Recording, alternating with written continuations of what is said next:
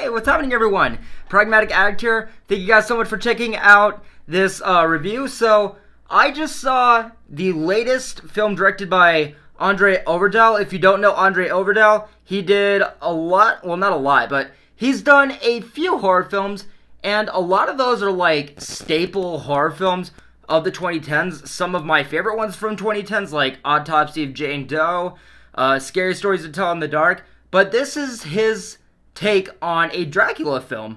This is the last voyage of the Demeter. So I'm just gonna say this. I'm not the most well-known or like most experienced person when it comes to like urban legend horror monsters, you know, things like Frankenstein or vampires or Dracula. I just feel like it's too, like, not cliche, but it's just not my, like, I'm just not the target audience for that kind of stuff. You know, just things that have been done millions of times over. But this film, I was pretty excited for it because, well, a number of things. Again, yes, it is directed by André Øvredal. It takes place on a ship on the sea during, like, a thunderstorm. So I'm just like, okay, great director, cool aesthetic. It takes place on a ship on the sea, which I am a big, like, sea fan. There's just something about that claustrophobic feeling of, you know, with something as big as the sea, with it being so mysterious. Also, this takes place during, like, a thunderstorm. Again, while I may not be the biggest fan of, like, you know, monster movies, I am a fan of stuff when it comes to, like, mythology and lore. So I was excited to see a movie like this, with this aesthetic, with this setting from this director. And that's what I'm going to talk about first, actually, is immediately, like, when this film starts, I just admired this film's aesthetic. Again, I love the rain, I love the sea, horror, obviously, with this director. This film is all of that. Which also, I'll say this is still just touching on, this intro here, with, again, me not being the most, like the biggest fan of this monster stuff. As a urban legend, like, monster film, how this film is presented feels exactly not only what you'd expect out of, like, a fan of that kind of stuff, but just what you can expect out of this source material. You know, we get this small, like, opening quote that's short, interesting, and straight to the point, and it sets up fine as a horror film, as a Dracula film, as a monster movie, also while fitting this film's aesthetic. But what I want to talk about now is the characters' intros in this film. So again, obviously, with this not being my type of horror movie, and obviously with horror having, you know, like, their classic intros that are supposed to get viewers reeled in, I do think that this one does fine enough in that regard. But the second that I really kind of got the idea of who these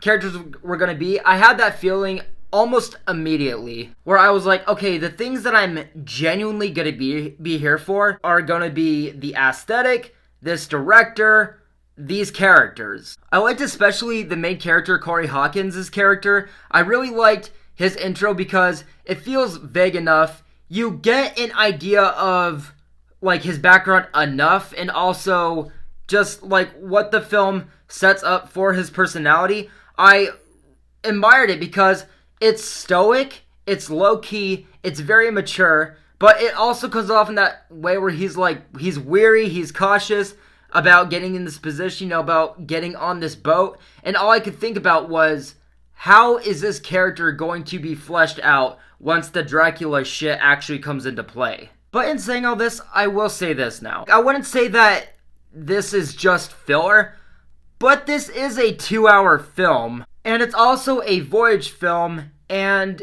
a chapter of Dracula. So you do also get that side of the movie that's like a slow adventure fantasy film, and with it being a 2-hour film, it can come off, again, just very slow. But as someone who is, like, you know, a water guy and a water movie guy, and also with this film's, like, rainy aesthetic, these slower or, like, filler scenes weren't necessarily a drag to me, because while that wasn't, like, the biggest thing I was here for, it still was interesting enough as, like, just a storytelling piece, and again, as an aesthetic piece, and, you know, coming from a director like André Øvredal, I wasn't really, in the beginning, just kind of, like, during these scenes, like, okay, well, where's Dracula? You know, let's get through all this bullshit. But what I'll say now is that, surprisingly, as a 2-hour film with these slower kind of, like, transitions, not the character of Dracula himself, but just the buildup of him, like, slowly coming into the movie and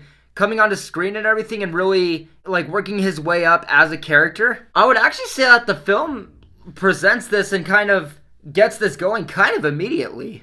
And the movie never takes too long to remind you of that, or to show you, like, even if it is kind of cryptic, what is going on this Dracula character's side of things.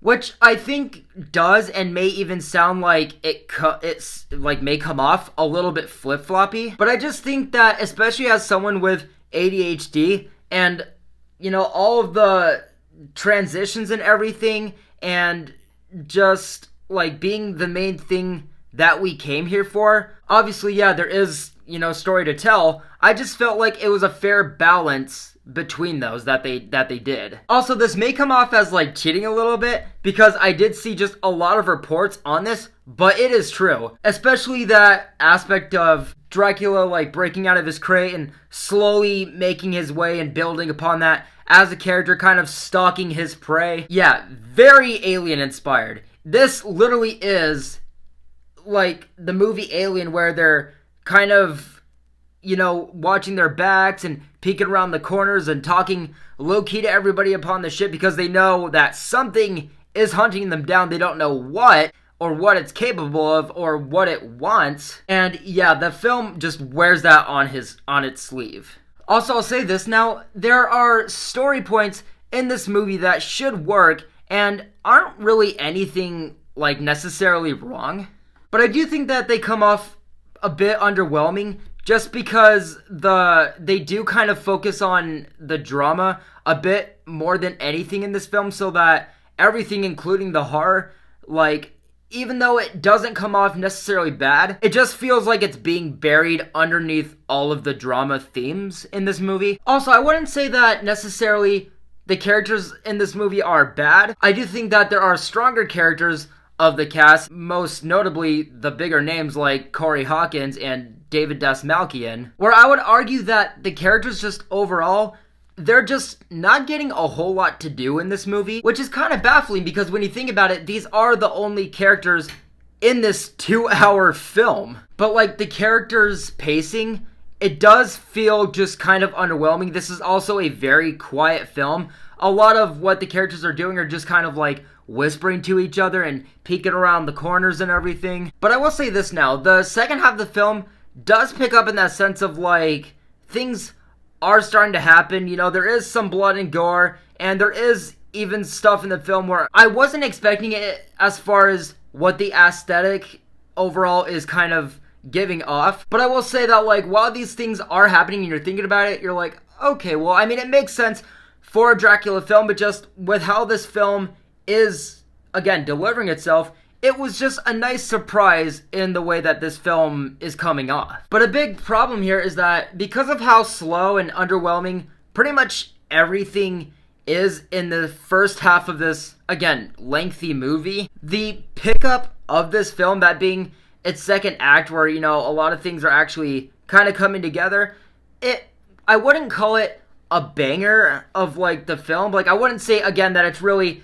taking off, because with how underwhelming, again, the first half of this film, this stuff, and with it being a Dracula film, it just kind of comes off as like, okay, we're actually getting a Dracula movie now. Also, going back to the runtime, I do think that, like, the length and the slowness of this movie really was to its detriment, because also just in general, things don't really land that climactic as far as, like, a story. Again, there's a lot of story points that are going on, and they're not necessarily wrong or anything, but they all just feel buried underneath all the shit that we were least looking forward to in this movie. Also, lastly, just a couple of quick things.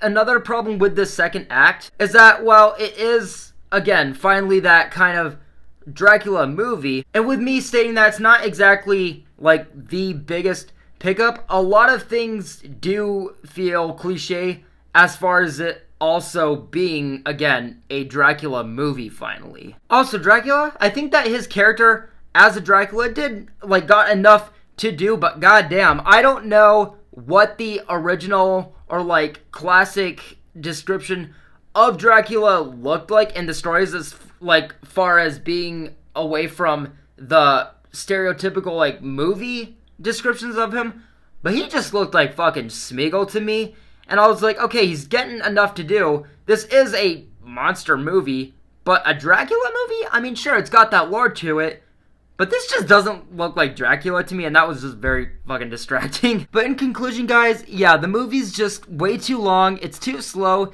and things do just come off a bit lukewarm and buried underneath the drama. And overall, I'm going to give The Last Voyage of the Demeter a mixed review. So yes, guys, that is going to do it for my review of The Last Voyage of Demeter. I've heard some, more than anything, mixed reviews of this film. And again, this is a director that I very do much admire. I'm still going to look forward to his movies after this, obviously, because this is just the one for me of his that didn't really land. But let me know of what you guys thought about this review, what you guys thought about the movie. Those that are Dracula fans, how do you think it delivered in that regard? Let me know in the comments below, guys. But thank you guys as always so much for watching this review. I will see you guys very soon in the next one, and I hope you guys are having a great night. Take care.